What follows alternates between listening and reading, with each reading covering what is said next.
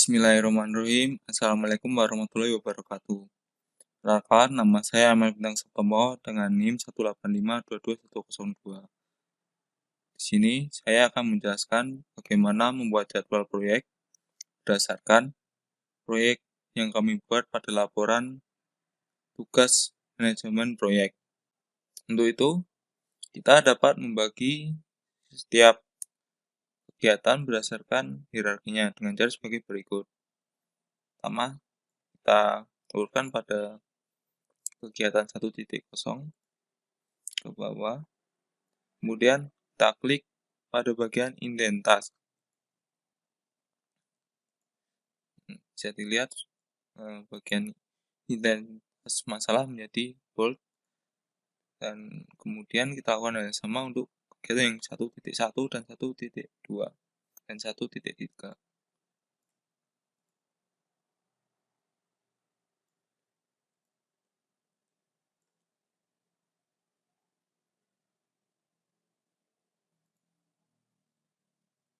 Lakukan hal yang sama pada task yang lainnya. Maka kita dapatkan hasil sebagai berikut. Kemudian kita ubah seluruh task mode menjadi auto schedule untuk memudahkan pengerjaan pembuatan jadwal kita. Kemudian kita dapatkan hasil sebagai berikut. Setelah itu, kita ubah durasi pengerjaan task atau tugas yang dilakukan berdasarkan pengerjaan yang kita tetapkan. Misalnya pada bagian ini, mengamati lingkungan lahan proyek, kita ubah sesuai dengan yang ada pada laporan sebagai berikut. Kita bisa copy paste dan didapatkan hasil sebagai berikut. Lakukan hal yang sama pada kolom lainnya. Selanjutnya kita dapatkan hasil sebagai berikut. Kemudian kita ubah tanggal dimulainya proyek. Selanjutnya kita masukkan predecessor proyek. Di sini kami lakukan pengerjaan proyek secara berurutan. Untuk itu, maka task pertama karena awal dikosongi. Kemudian task selanjutnya dimasukkan angka 3 mengikuti dengan urutan task yang ada. Lakukan juga kepada task lainnya.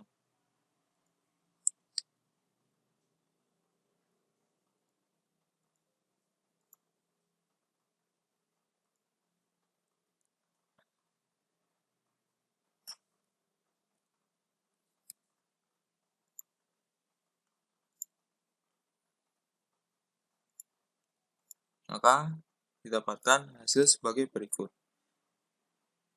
Bisa dilihat urutan task barnya menjadi urut sesuai dengan urutannya masing-masing.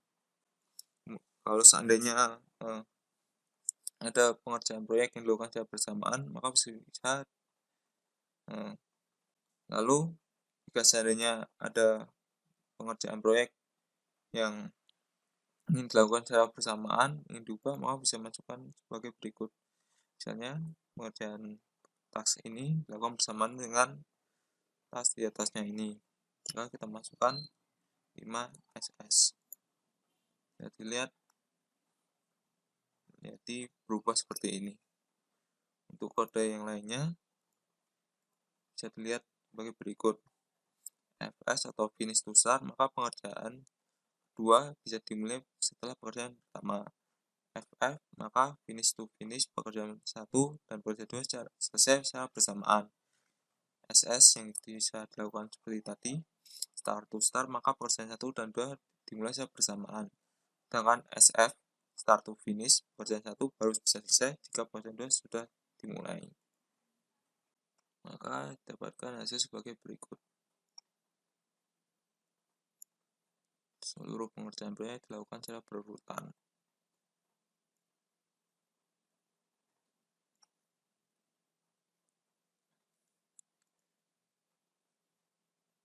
Langkah selanjutnya, kita tambahkan kolom baru, kita klik pada new column, kita masukkan early start dan juga early finish.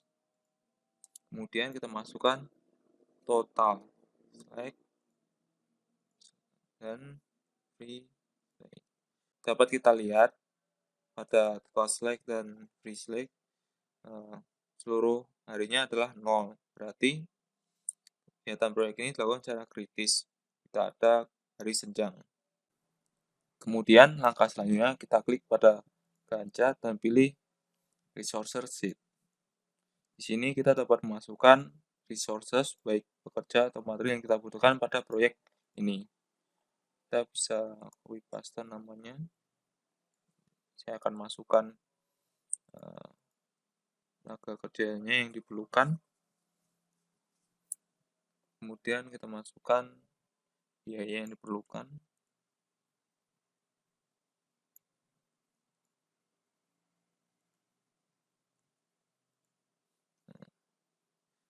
Kemudian untuk yang material, lakukan hal yang sama.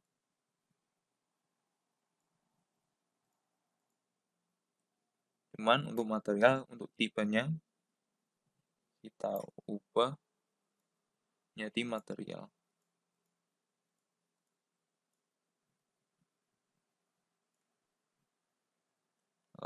Kemudian lakukan hal yang sama juga pada harga atau biaya yang diperlukan.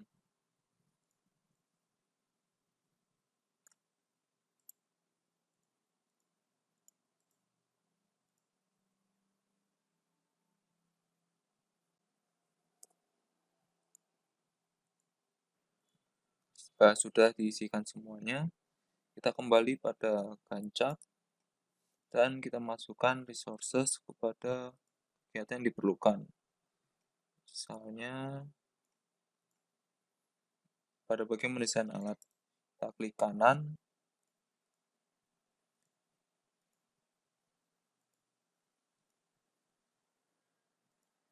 kemudian jika sudah, kita kembali pada bagian Gantt, kemudian memasukkan resources pada bagian yang memerlukan, misalnya pada kegiatan bagian mendesain alat.